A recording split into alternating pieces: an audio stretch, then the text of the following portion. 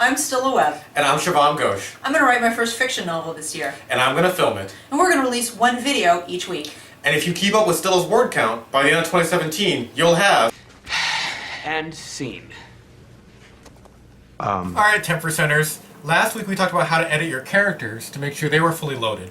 Now we're going to talk about editing scene by scene to make sure your scenes are fully loaded.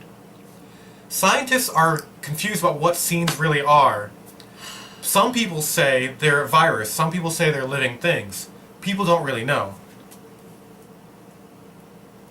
A scene is any time you cut away from the action and cut back to it. So in between those cuts, like a movie scene, is what a scene is. Part we should film. No. That's A scene is a moment between breaks or transitions in your book. Like a movie scene. Or a TV scene. That's a really wise way of putting it. So there's a simple way to figure out if your scenes are carrying your own weight, and you just have to ask yourself, PCJDS.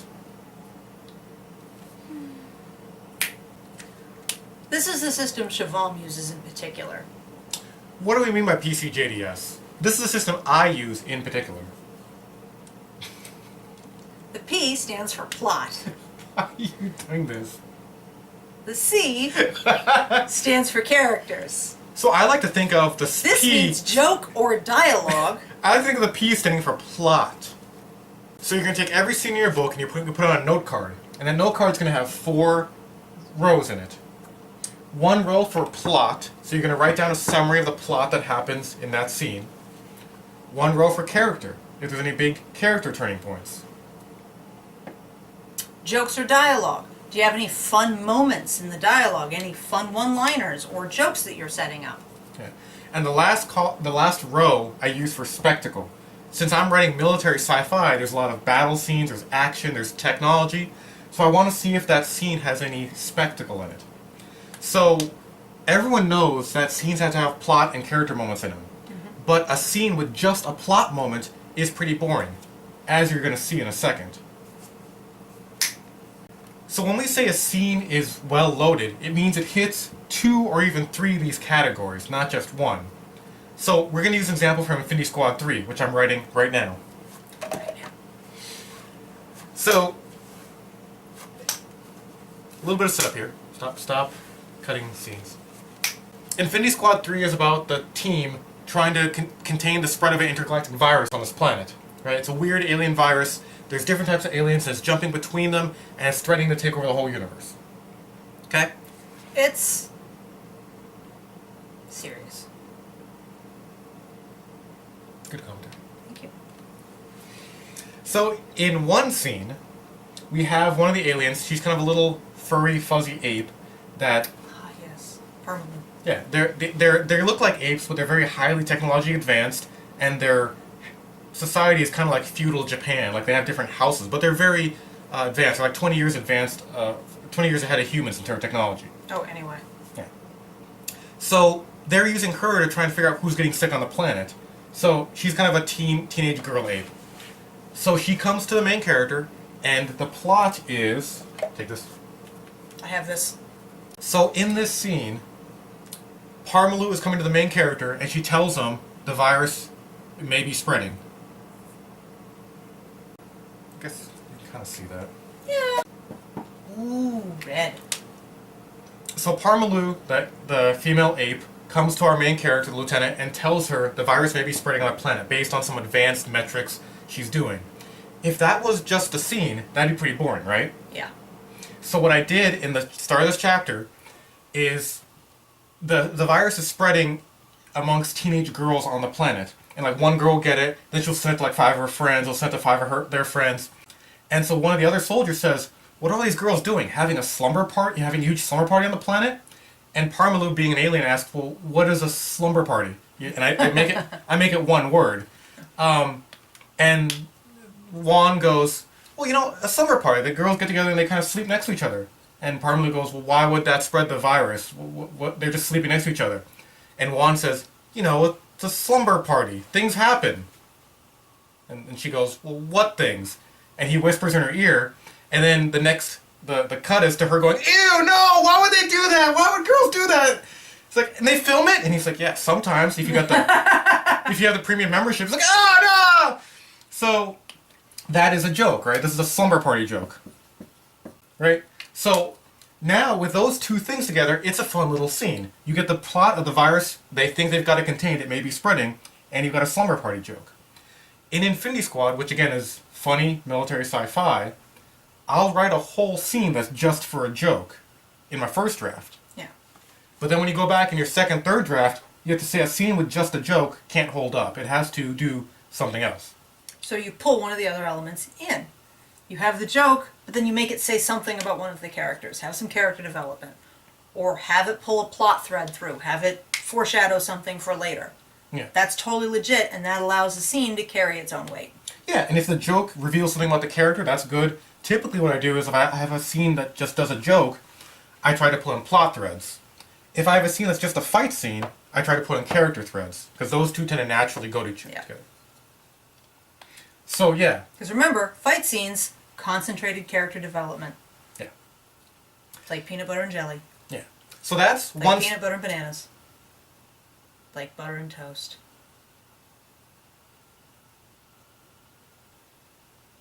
Or Vegemite, whatever.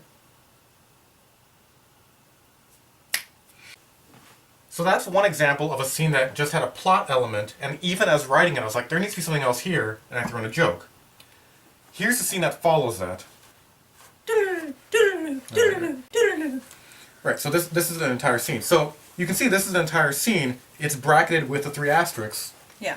And a lot of people think scenes have to be, pages and pages, hundreds of words. You can have little transition scenes like this. Think of a movie, But here's what's happening. Parma was right. All 5 girls came down with a sickness that day. We investigated the hell out of any vectors that might have led from the hospital to them, but it didn't matter. 2 days after that, we had 11 new cases. 2 days after that, 38. The virus had found a way out. So what's happening in that second scene? Why did I write that second scene? Plot and spectacle.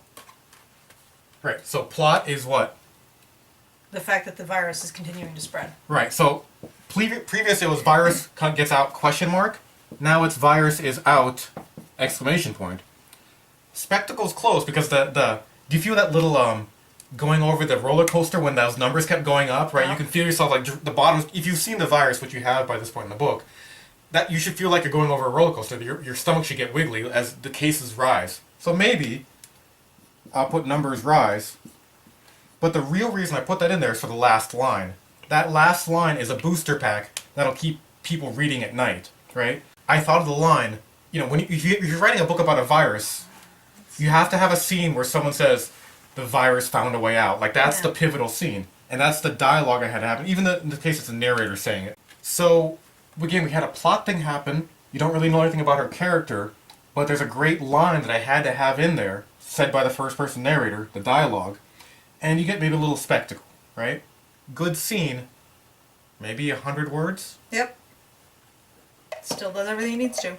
And one more example. The scene after that is them going and quarantining people on the planet, like breaking in doors and saying you have to come to the hospital, you're spreading the disease, right? Yep. That's a big action scene. So you're knocking down doors. Yeah, so they're swatting people, right? Mm-hmm. That would have been okay by itself, just a boring... An action scene of them just swatting one after another would be pretty boring. What I do, since we're still kind of in the first half of the book, is I use the fact that the way she swats people, instead of everyone getting in front of the door and in their armor and kind of bursting, and I'm going to put pictures on the screen here. Mm-hmm. Instead of everyone getting in front of the door and knocking on it and bursting their way in, what happens is one of the apes fires a cannon out the door, which would have killed them all if they had been standing in front of the door. What Anne-Marie was doing was standing 5 meters away, using a remote-controlled robot to knock on the door, and when the cannon fired out of one of these 38 people who didn't want to go to the hospital, the cannon just killed the robot and not her. You get to see how sneaky she is in how she swats, right? She used a little bit of intelligence spy officer tradecraft. So now It's almost a joke. it's not played for laughs. It's played for serious. It's because one of the preacher comes up to him and says, "You knew that would happen, didn't you?" And she's like, "Yeah, that's why I stand out here." And she actually says, frontline soldiers running through the front door screaming.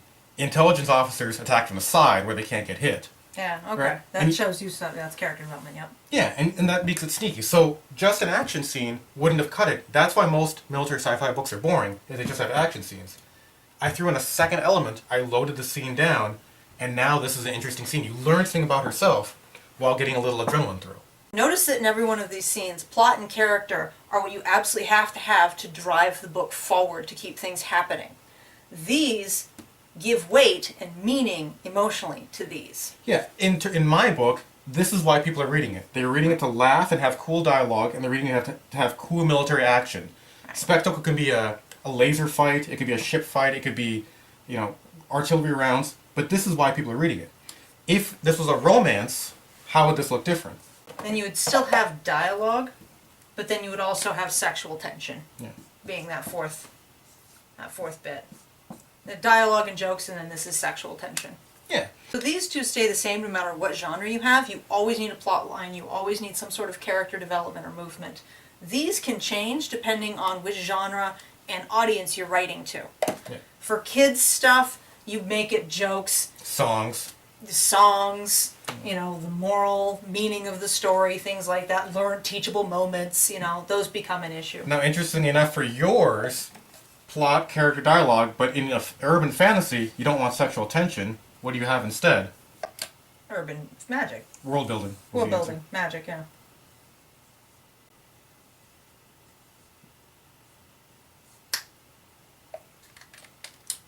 You have world building. So as you're going through Catcalled, you want to make sure that every scene either furthers the plot or the character, and then maybe either has cool dialogue or some world building. Yeah. How's that going? It's doing all right. Good job, good job. So what you want to make sure you think of this as is, this is the bread, and this is the jelly. And how well you write it depends on how good the bread is, and then depends on how much of the jelly you put on what kind. Because you need the bread to get the jelly in people's mouths. Exactly. But people are really buying the sandwich for the You're jelly. not just spooning up the jelly. No. You have to spread it out on some bread and then convey it to your mouth. But people are buying it for the jelly. They're buying it for the kind of jelly, yeah. The bread is just to make sure you don't get the jelly all over yourself. Sometimes the bread's good too. Like a nice sourdough could be science fiction, and people like rye, and that's a good mystery. And we could do the cookies again. Don't use the You want me cookie. to do No, cookies? don't use the Let's cookie do analogy. cookies. Let's do cookies. So your homework for this week is going to be, get a card like this, figure out what 4 things work for you, plot and character, and then 2 things of your choosing. I choose jokes, dialogue, and spectacle for military sci-fi. Make a card like this for every scene, and see where things are empty. In your homework, you're looking for scenes that only do one thing. It's okay for them to do 2 or 3, but the danger sign is a scene that only has 1 of these filled out. But on the other hand, Make sure that maybe you have something that does 1 or 2 things, but it's really plot heavy and just has like a 1-word joke. So you don't want it to be unbalanced. It doesn't really count if you have a tiny little bit of one of these. Like a steak dinner. You want a steak dinner to have like some steak, a little bit of potatoes, maybe some vegetables. A giant 12-ounce steak with 2 cherry tomatoes next to it, that's not a meal. That doesn't count as a salad. You can't count that. That's a single thing. You want more than one thing on a plate. yeah, so when you're doing this homework, just toss it, don't look at me.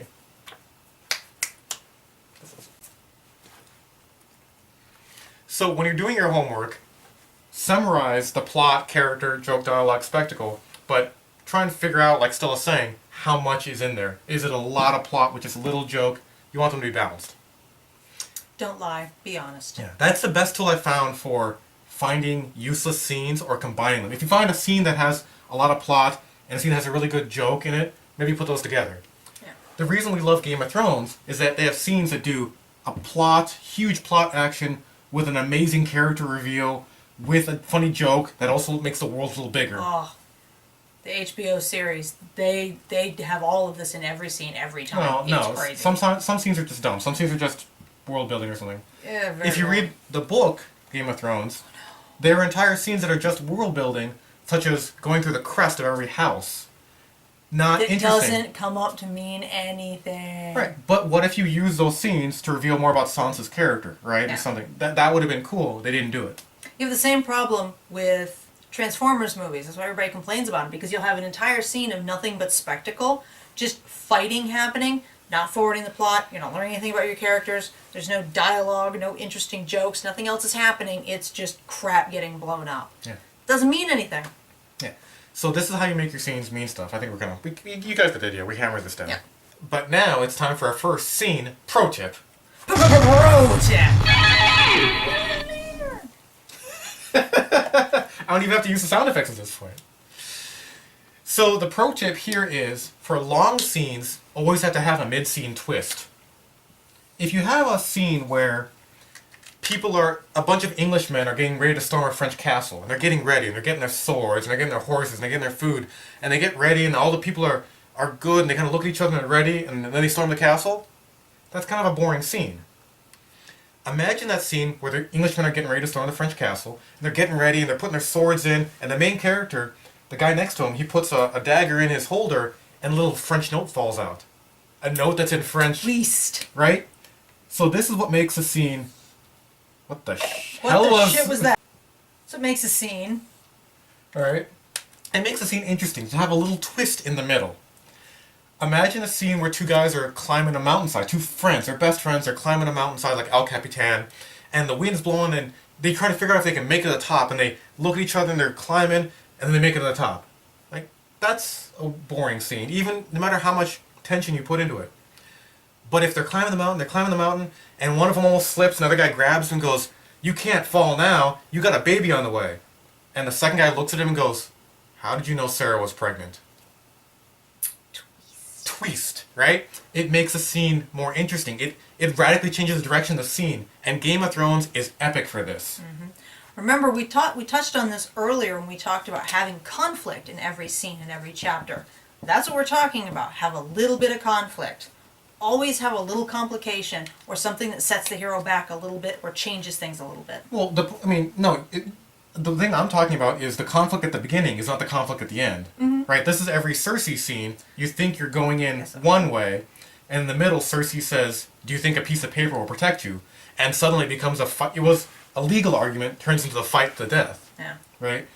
So I think, yeah, have conflict. But the pro tip here is the twist radically reframes the conflict in the middle of the scene. But don't do that every time, because that just... No, not every scene. But for long scenes, you space them out. If you ever heard people talk about, "Oh, this book was riveting. This book was breathless. I couldn't put it down." This is one reason. Is long scenes suddenly dramatically shift. And that's, again, what Game of Thrones kind of sets its... Yeah, that is what Game of Thrones does. It sets up... You have certain expectations, and it's always changing those expectations. That's why we watch, because you never know what's going to happen next. Like, you literally have no idea what's going to happen next. Anybody could die at any minute. Something horrible could happen at any minute. It's always changing. Yeah, think of, spoiler alert, the scene with Jaime Lannister and the old lady, Olenna Tyrell. Oh, yeah. Right? You go in Love expecting her. one conflict, then in the middle of the scene, the conflict twists. Yep. So, long, dramatic, riveting scenes, make sure you put a twist in it. It's not good enough just to have a rising action the whole way through. Pro tip number 1. Yeah, they did that in the milk drinking scene in Glorious Bastards, too. Did this, that, did this. Feel that scene change like 5 times. Yeah. Do you want to do the next pro tip? Pro tip number 2. Edit your scenes like a movie. Think of it like a movie. How would it look if you were filming this scene? And then write it like that. Think of different types of cuts, like smash cuts, jump cuts, whatever else other cuts there are out there. Slow fades and dissolves, right? But Nice dissolve. most writers only use dissolves. Starting out, they describe the sun was warm and there's a nice day and look, there's a hospital. And coming out of the hospital is someone puking their guts out with a virus on a gurney, right? Yeah. You don't need to describe all that. Just jump cut to the person puking their guts out of the hospital on a gurney and you're running alongside them. Yeah. You can jump cut to that. For example, in Infinity Squad 1, I use this for jokes a lot. One of the Yeah, great you do a lot of joke smash cuts. Yeah, because one of the great things about smash cuts is they set you up for one expectation, you smash cut to something else happening, and it makes it funny. In the second chapter of Infinity Squad 1, the main character dies, gets resurrected into a clone body, comes back to see his old unit. His old unit is celebrating the fact that he's still alive, he didn't get killed by the spider, and they say, we should do something to celebrate you're coming back. We should have some beer. He's like, no, I don't want any beer. We should have some marijuana. He's like, no, I don't. Or we should have some cocaine. He's like, no, I don't want any cocaine. We should have some heroin. He's like, no, I don't want any heroin. And his second in command goes, well, we have to do something. Smash cut. They're all smoking weed, like huge weed. So I use this for jokes because in a movie, that's how I see it in my mind. So as you're editing these scenes, when you're trying to figure out where to end, where to start, don't just end where the action kind of peters out. Smash cut to something cool. Fade, dissolve. Use your other tools that you've seen in movies. Yeah, you don't have to transition everything the exact same way. You don't have to have the slow transition of, so I went to their house and I took the subway and I saw a dude on the subway and then I got to her house and I knocked 3 times. You don't need that. You can totally go, hey, let's go to so-and-so's house. Smash cut. Boom, boom, boom, boom, boom, Exactly. Stupid easy stuff. You can even do it like they did in Pulp Fiction where you're continuing a conversation that you'd had earlier, or you just cut in the middle of a conversation and the other person's like, what do you mean you pulled their hair? And then the person opens the door. You've got a little bit of a joke there, and it just makes everything go by much faster. Yeah. Cut it like an Edward Wright movie. Oh, here we go. Okay. Yeah, so if you get stuck while you're editing, think about how would Michael Bay edit this scene? For all his faults, good editing, right? Yeah. Things kind of move, things are tense. How would Steven Spielberg edit the scene? The one long scene that Steven Spielberg likes. How would Quentin Tarantino edit the scene? How would Christopher Nolan? Watch some movies to get inspiration about interesting ways to edit the scenes together. They don't always have to slow dissolve. How does Archer do it? Yes, Archer's a good one. Archer's a great one. The early seasons of Archer where they're talking about one thing and then... Transition. Another Lawrence Block tip is start the scene a little later and end a little earlier. So again, this is all about editing. This is how they talk about movies are found in the editing room. Just like the hospital. You don't fade, slow, do an establishing shot of the hospital in the sky and zoom in and then you see the person puking their guts out in the gurney. You smash cut, the scene's already underway. Yeah, the further you get into the book, the more often you can do this, where you can really look at a scene and go, when is the earliest possible moment I need to come into this? The latest. The latest possible moment I can come into this. When is it absolutely crucial that somebody sees this part? And then that's where you cut it. And then how soon can I cut this without people losing the cohesion of the scene and the continuity of everything? And then you go out at that point. Yeah. Every booster pack we talked about is literally me just ending the scene a couple paragraphs too early. Yeah. Like every booster pack, you tease something, but don't show the thing. And remember, you do that when you want the story to move quickly. When you want it to move slower, you make sure to add extra information in. Lengthen out those transitions. Give it time. Let it sit. Yeah. Just like a movie. Just like a movie. So those are some tips for editing scenes. What you're really looking for is your scene just to be tight from beginning to end. You want the characters to know what they're... try this one. You want the character to know what they're doing at the beginning. That's what makes it tight. You want the booster packs teasing something else at the end. That's what makes that tight. But you also want the audience, the reader, to know what's going on. So if both the character and the reader know what's going on, then you have a tight scene. And we just want that to be every scene in your book. So get editing. Wang. Ow.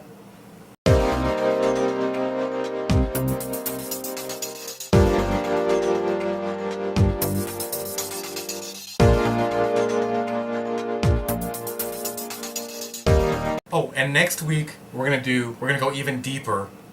Next week we're gonna go one level deeper. And do some line-by-line edits of Stila's book and some of my scenes to show you how this works, but also how do you edit for pace, how do you edit paragraphs, how do you edit dialogue will be later. How do you edit paragraphs? We're going deep. Real deep. Balls deep. No,